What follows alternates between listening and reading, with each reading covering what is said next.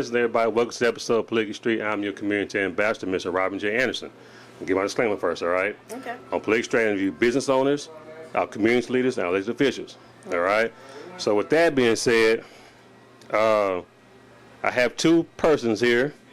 It's kind of funny how Instagram make us all kind of like distant cousins. Right. Ms. Tara and Mr. William. Now, tell me your last name again. I'm Dennis. Dennis, okay. And Mr. William? My last name's Charles. Charles, gotcha. All right, so these two persons here, they, Mr. Kenny the Creator came on about a month ago. Right. And he had an interesting story how he had basically went plant-based because of a health scare and whatnot. Correct. So these are his parents? Or No, I'm his mother. Mother, and this is your partner? Right. Yeah. Gotcha, all right. All right, Mr. Other Kenny's dad, no offense, all right? But anyway, so how y'all feeling, man? I know it's been a little challenging morning for you, but you got here, you know what I mean? Yes, So absolutely. I'm at peace. okay, good deal. So I brought y'all on because now how the climate is shifting in America and whatnot. It's like if you're not going back to what was natural, Right. you have a whole lot of health effects and whatnot. So y'all grow herbs, Yes. right? But before we get there, I want to get a background where you are and where you grew up, and then because what I like to do is like let people know that just because I grew up a certain way don't mean I can't do X, Y, and Z. Right. A lot of people make excuses sometimes. Right. You know what I mean? And so, but either way, Yeah. where'd you grow up? All right, so I was actually born in New Orleans. Okay, And all right. so, You ain't bring no gumbo with you? Yeah.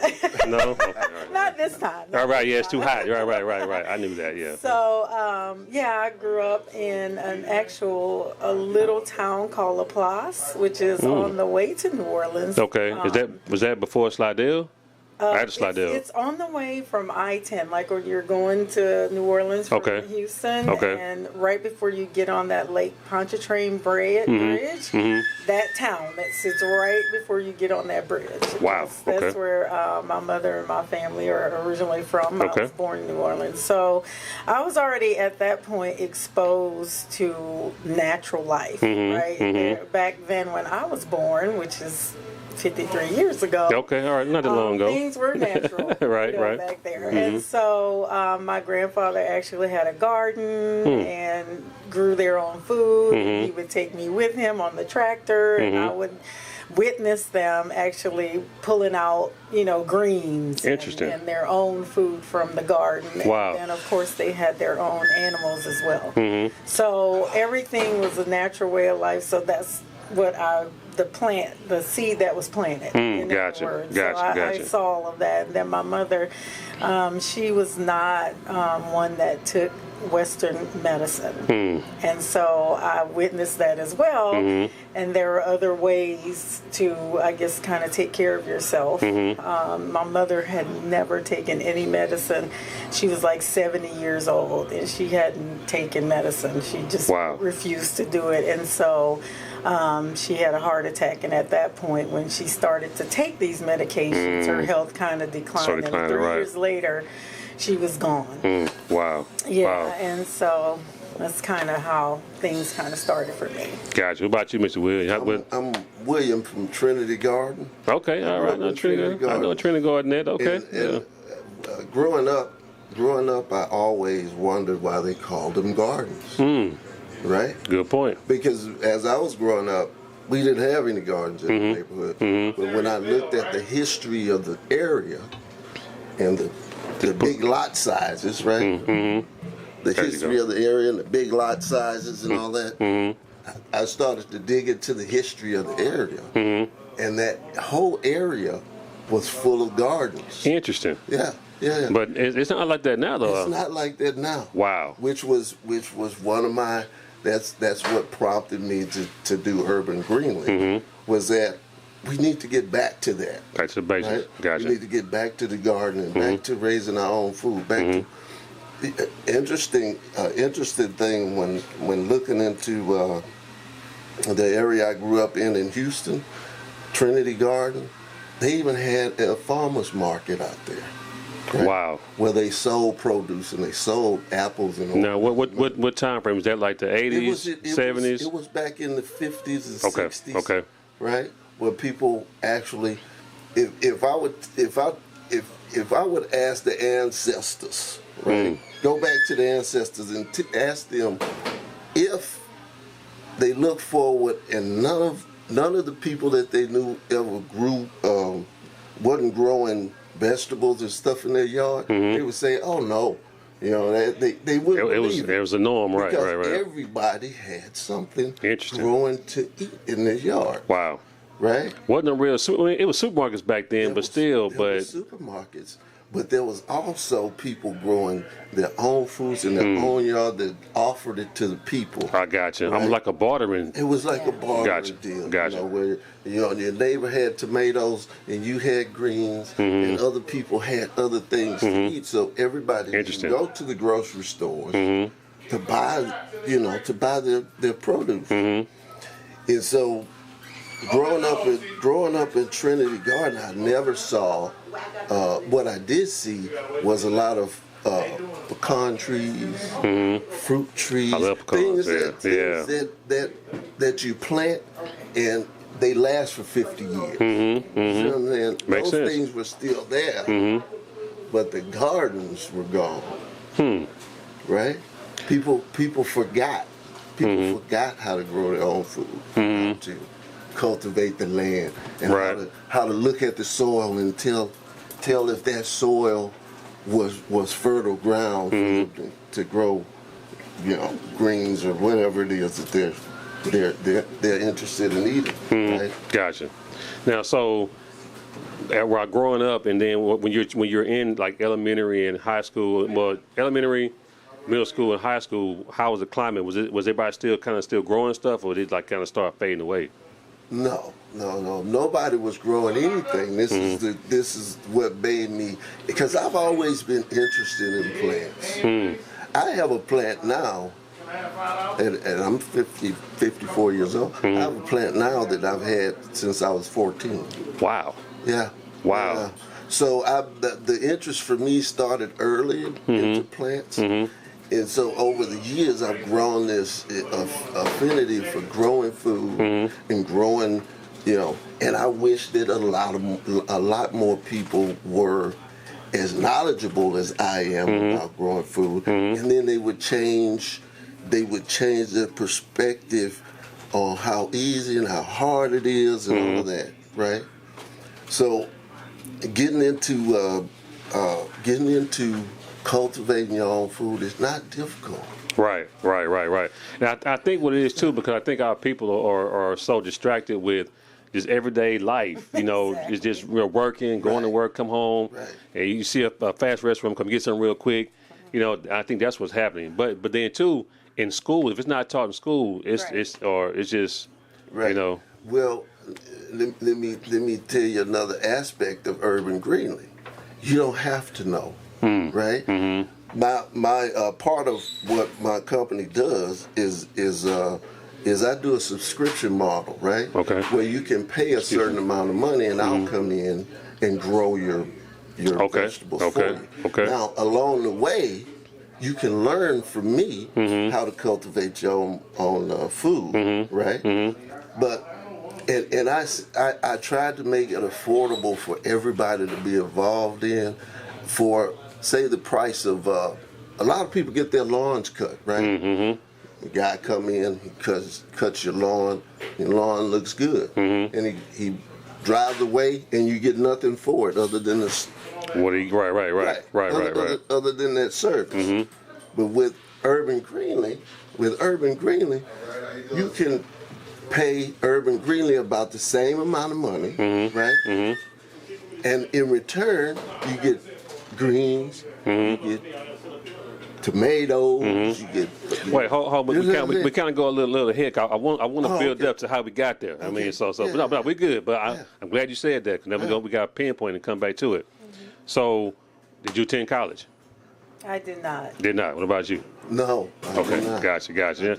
And I think it's going to sound very hypocritical, because I went to school prairie, but I think that nowadays going to college is like you go in, you bright-eyed, bushy-tailed, you have an idea of what you want to do, and then you do it, and then you get out, you were like about 80 grand in debt, you're trying to find a job, trying to figure out how you're going to pay this debt, Right. and it's like nowadays colleges are teaching people how to be worker bees instead of being business owners. It's Right. always been that way. I guess for me, I had my own intuitive way of knowing this without even being told. Interesting. Yeah, I knew that I was not about to go and right out the gate put myself in debt to learn something from someone who is not on my side. You know what I mean? They're not gonna have anything that they're going to give to me that's beneficial for me. Right? It's just a way for me to live day to day and basically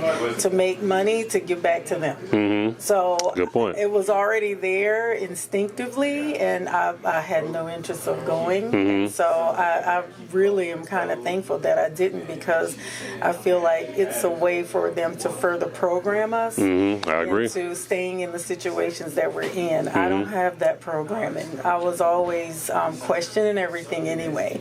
And so once I got into life and I looked around me, and when I got into the work field, there was a requirement to have a degree. And so I was right in the prime. I was working with everybody else that had a degree, and more times than not, I always made more money than them. Interesting. Because my corporate, I guess, experience is in human resources, and so I'm actually hiring people, so I know what they make. Gotcha. And so Gotcha. I'm So you looking kinda- at them that's went through all this school, Right. put themselves in all this debt, and I'm making way more money than them, and I had not gone to college. So. Let me ask you two a question, and either one of y'all can answer. So, do you think that what we're eating is affecting how we're thinking? Absolutely. Because I'm thinking back like in the 50s and 60s, like what you're mentioning, how we had our gardens and everybody just bartered, everybody more close-knit. You know, we didn't hear about people getting shot as much and things like that. Right. What do y'all think that shift happened? Yeah, this processed food definitely has a huge effect on what people feel. Emotionally, that's a part of it also, as well as just not being able to process information for what it really truly is. Good point. So, Good point. Yeah, I think Gotcha. that- So, Well, there's less and less food out there, right? What, say it People again? don't- Actual There's food. less and less actual food out okay, there. gotcha. Yeah, I'm asked, and a lot of people don't know that. You remember that big scandal with tobacco companies years ago, where they were hiding, Of how- hiding the effects of Yeah, I tobacco remember. and all of that. I right? remember. Now, after that scandal, those same tobacco companies started buying food companies, right? Interesting. Yeah, they wanted to do the same thing with food as they did with tobacco, and this is why we got the Hostess cupcakes and the this and that. I Highly ain't gonna lie, man. processed. I used to love them things, man. But it's addictive. It's that sugar in it. You know what I mean? Yeah. It's loaded with sugar, cornstarch, this, that, and other thing, all of which are addictive things, right? So when we look at the big tobacco companies in America, they own a lot of our food processing and right? They own a lot of that. And what they do is they put things in there that are addictive. The closer to the earth you are when you eat, the better. Right? If it comes up out of the ground, Right. you're probably good. Man, you got to give it up to God. I don't know what kind of mad scientist God was on, kind of thought process, but to plant a small little seed in some dirt, and it comes up and can feed you for a lifetime, as long as you maintain it. Right. Boy, that's genius. Yeah. I'm grateful to God. I really am. You know? But that's when it happened. That's when the transition happened. The big corporations started taking over the food supply and making it into this addictive, this addictive, highly processed food. Right? If it doesn't look, if it doesn't look like a plant, more than likely it's something that's harmful for I saw this reel on Instagram somebody sent me, and it was showing how these kids don't even know where French fries come from, potatoes, Right. or how an apple looks before it's cut and things like that. I was like, man, this is crazy, But it's like, let me ask you a question, because I know everything. Don't get me wrong, we have to have ways to support ourselves. Right. But let's take, for instance, you got Garden City Homes that's down the street. I mean, apartments, right? Right. Everybody over there is low income. they're on housing, Section 8, and this and that, and the government pays for their food, right? Those are people who need to know what you know. Right. But they can't afford it, though, William. I mean, what we going to do? We going, you know what I'm saying? You taking EBT? Like, what you? Here's the thing. That's something that I'm definitely exploring. Okay, gotcha. Right? Because what people don't know is that you can purchase seeds Check. with your with government EBT? Really? Yeah. I didn't know that. You can purchase seeds with your government assistance. You can purchase all kinds of stuff that you'll need to get started planting. And here's what I'm thinking about now. Where my mind is now is reaching those people in a way. Maybe I'll start approaching some of these apartment complexes and saying, listen, if we can have this little plot of land, we can build a garden for the people that live here, and they can come out and learn. And you know what I'm saying? That's a good idea. So it's a process of trying things out, seeing if they work, seeing if the community wants what it is that's going on, this movement that's happening right now, seeing if the community want it, and if they want it and embrace it, and we can get complexes, we could get churches, we could get different places to. We have the means. We really do. Yeah, we could get different places to say, okay, you can have this 20 by 20 plot of land, and you come out here with some seeds, and if you want to teach the people in the area, you know, how to grow their own food, or if you want to round up some young people, older people, right? Senior people love it. I mean, because they remember a time, Right. when people used to cultivate. Right. You know, and I want to piggyback on that because, like, I ran for office a few years ago, right? And I did a grassroots campaign, and I knocked on doors. But what I noticed is that there was a disconnect between the baby boomers, our generation, millennials, and Generation Z. And I'm like, what's going on? You know, so I don't know because it's this microwavable system we in. So, but I think that we start, bringing back, gardening. Everybody of every generation can be in putting their hands in the sand and the dirt, you know what I mean, and getting back to what we used to. Right. You know. Yeah, because the connect is probably a lot of young people are going back to plant based. They're being vegan and doing all that, and the connect between them and older people, which remembers. Eating that way anyway. They ate that way all the time. All the time, right. If we can connect those two, right, plant-based with the people that remembers when everybody was plant-based. They starting to phase out though, bro. We got to hurry up. You know what I mean? They're phasing out, There's gaps of information, but I do appreciate the fact that the younger people, like such as my son, have caught on to the benefits of being in that way of eating and having that lifestyle. So maybe with more of them being interested and more of us, meaning Gen. What are we, X? I think we're Gen X. I don't know.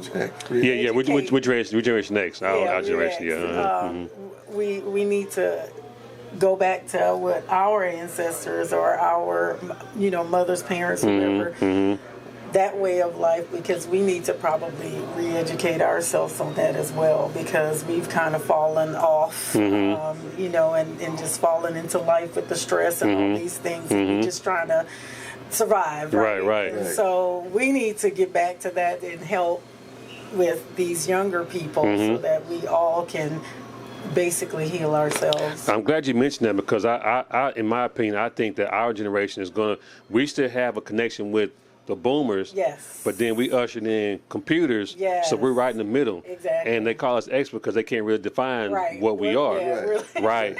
But so when did you get the bug to get back in and start planting? Cause I think I was talking to Kenny. He said you had like a greenhouse or something like that, or some kind of.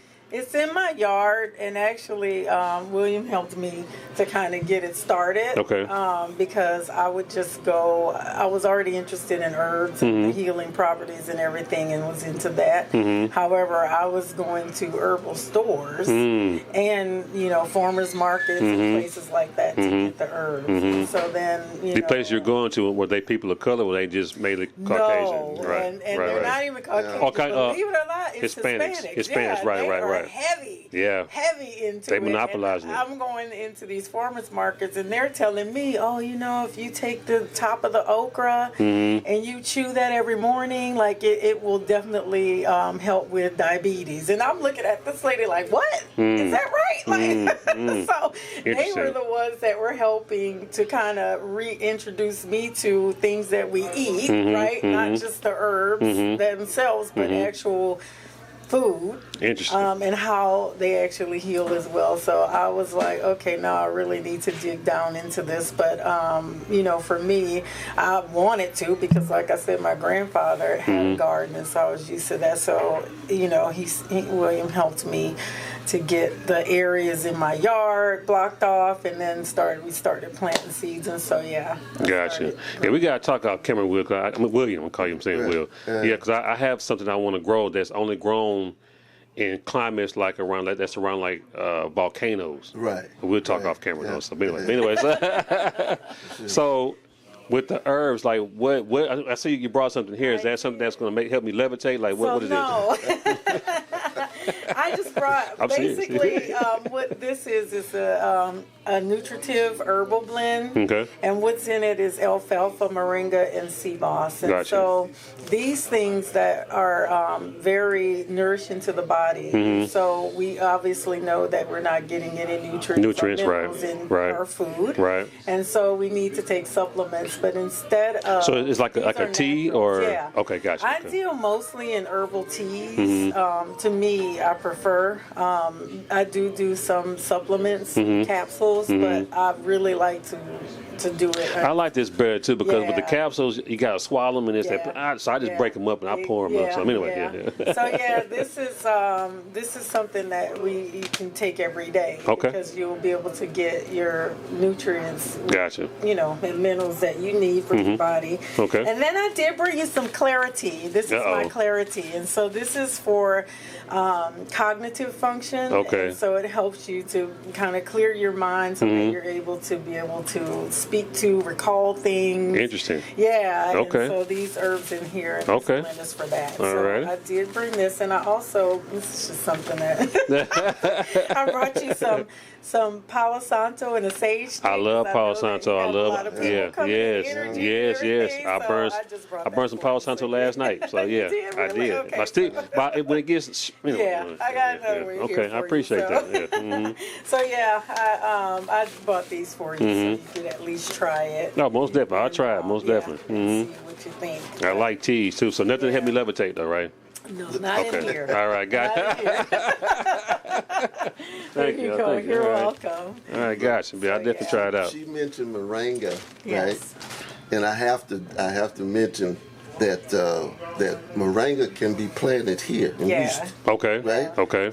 And is one of the fastest growing trees in the world. So now what moringa for? I've heard the name, but what is it actually for? So it's your vitamins, your essential vitamins that we need, because alfalfa is one of the things that I'm just gonna say what it is. Hey, we grown over here. It is what it is. So all of us indigenous people, our bodies need different nutrients than other people in the world. We're all different, so we all need different things. I agree. So the alfalfa, it's got all of your vitamins in there: A, K, E, D.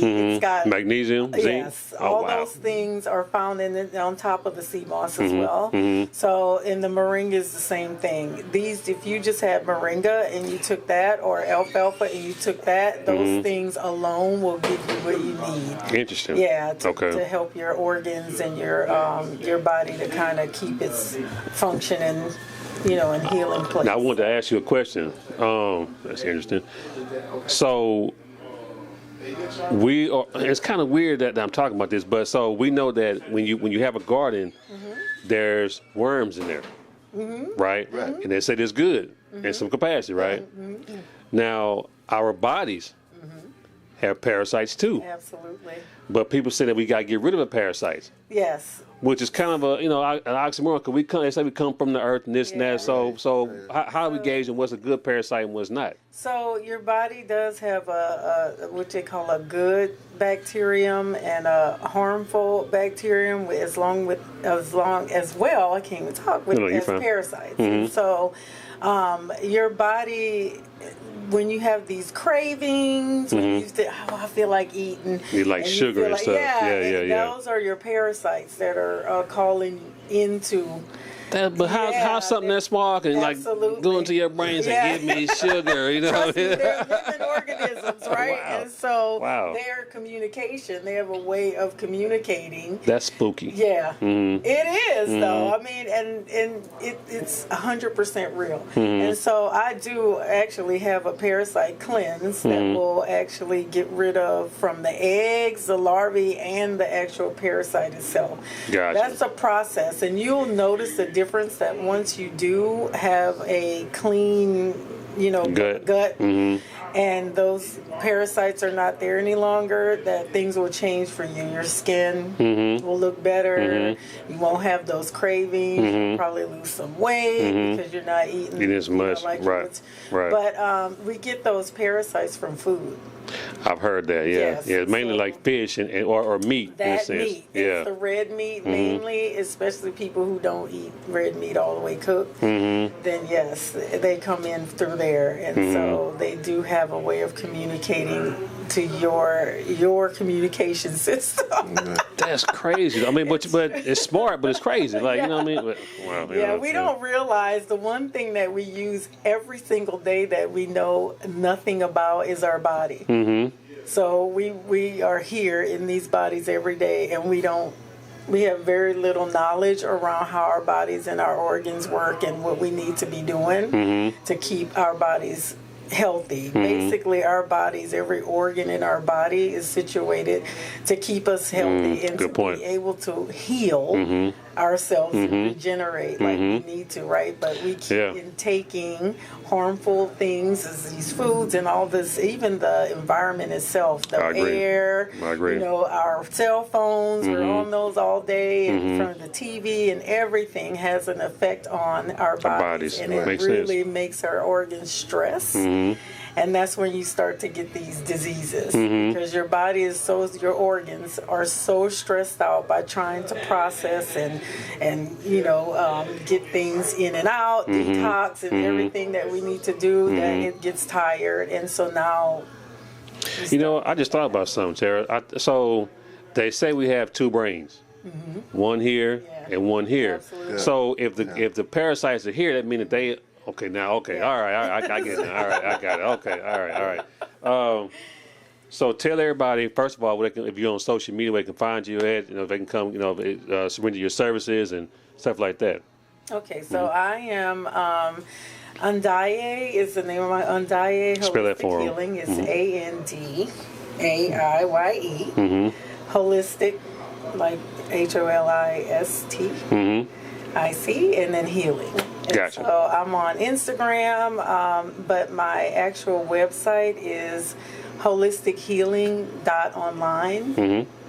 That's where you can find it. I do have products there as well. Gotcha. And I do basically consultations. I try and focus mainly on stress because that's what people deal with every day. And so I like to help people to kind of decompress and be able to focus more and be able to be productive in a different way, right? Gotcha.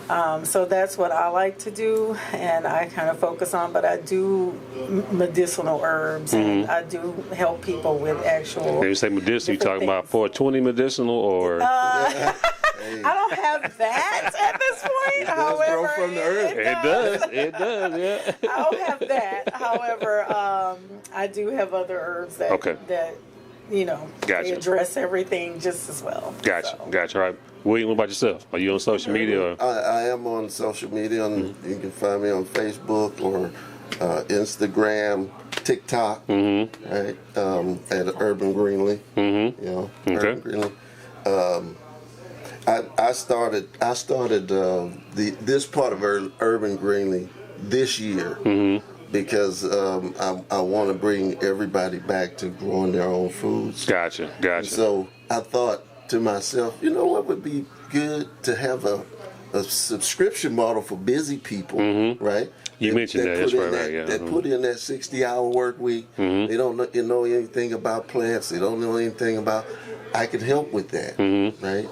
Urban Greenly can help with that and what we do is we come in, we take those beautiful back green, lush backyards, and we transform them into places that you could grow your food. Gotcha. Right? Now, what if they stay in acres home and they don't have backyards no more? These new houses coming up. Right. How do you amend that? Well, we put in planters, right? Okay. Raised beds. Okay.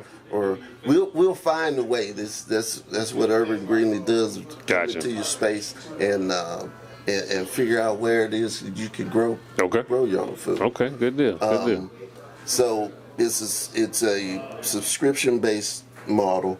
The way I put it to people is cancel that gym membership, get rid of some of those subscriptions some of those Netflix, online. Yeah. Where you pay $15 and $20 for something that you don't use, and do this. That makes sense. Right? Makes sense. Do this, and you'll produce food for your family and friends. So Urban Greenly is trying to bring back some of the power to the people. The power to the people, because that's strong there. If a person controls your gateway to food, access to food, right, then they can starve you. That's right. Right. That's right. For whatever reason, if something break down within the food chain. If you don't know how to grow it yourself, you SOL. in a bad place. Yeah, right. So just bringing that back. Just Urban Greenly is here to bring some of that cultivating spirit back to the community and offer a way to a means to do it. Gotcha. Without having to have a green thumb. Some people say I kill everything. I've heard that too. Well, you no longer have to do that. Right. It's called Urban Greenly. Gotcha. And we'll help you out with I'm offering it at a cost where it's accessible. Gotcha. So cost.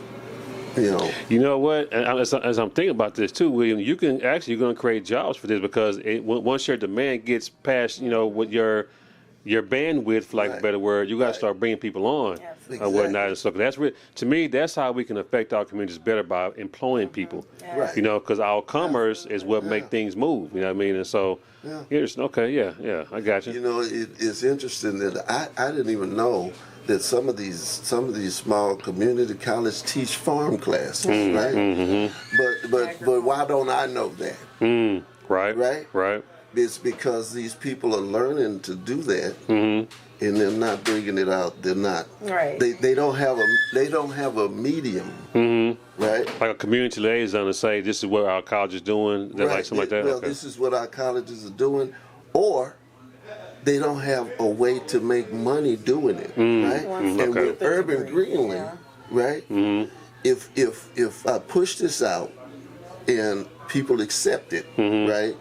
Then it'll be a place where these people that are learning these things can go and actually make money to provide, because it's something that's gonna take money to do. Okay, makes sense. Unfortunately, that's what we are, right? It is what it is. So people that are in these programs, if they have an outlet to go to, like Urban Greenly, right? Because if I have places all over town that need to be serviced and need to be,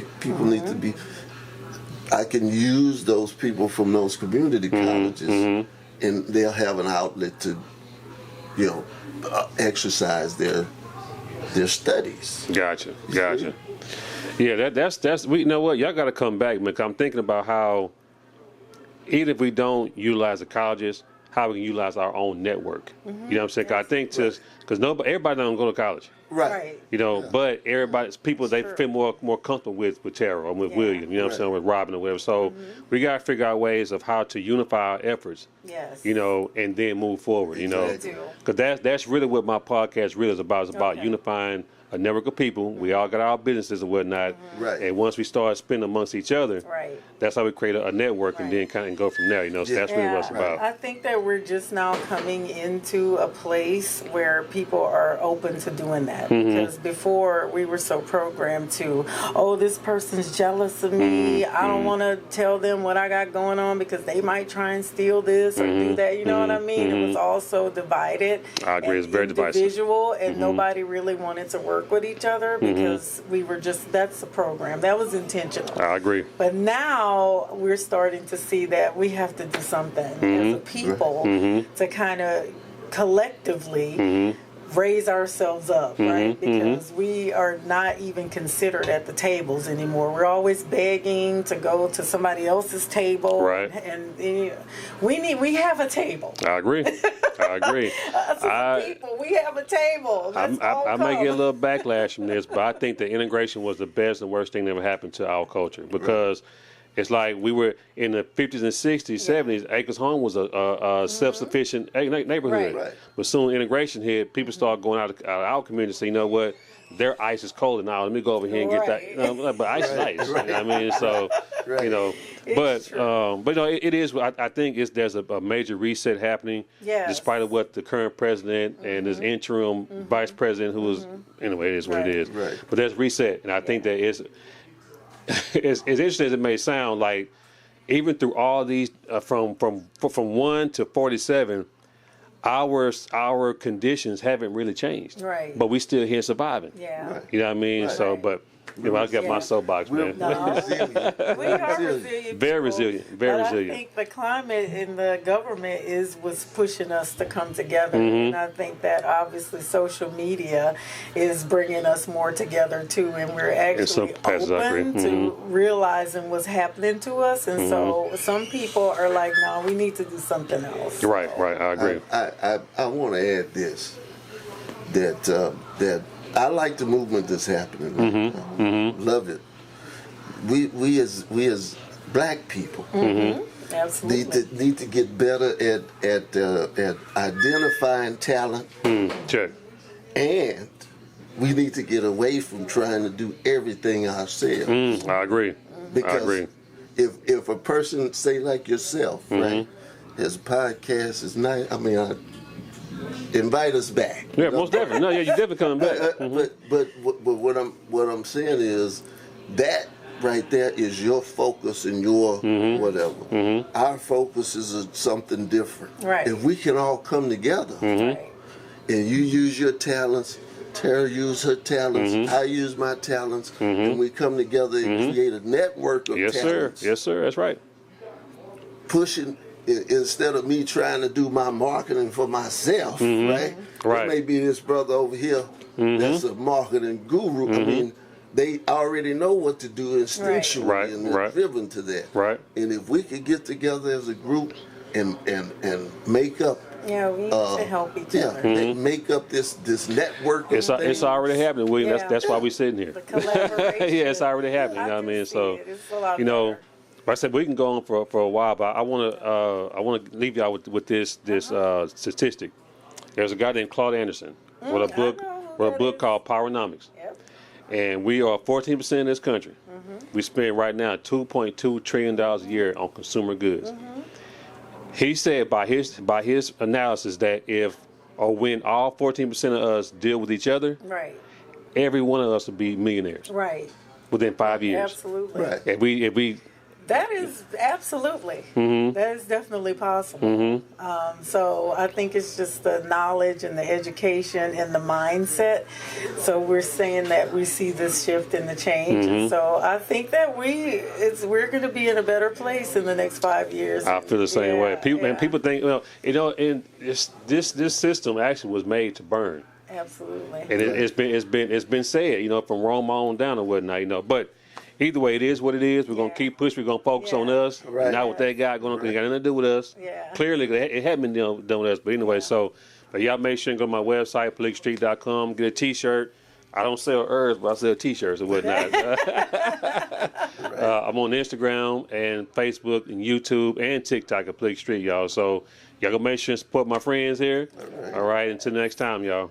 All right. Peace. Peace.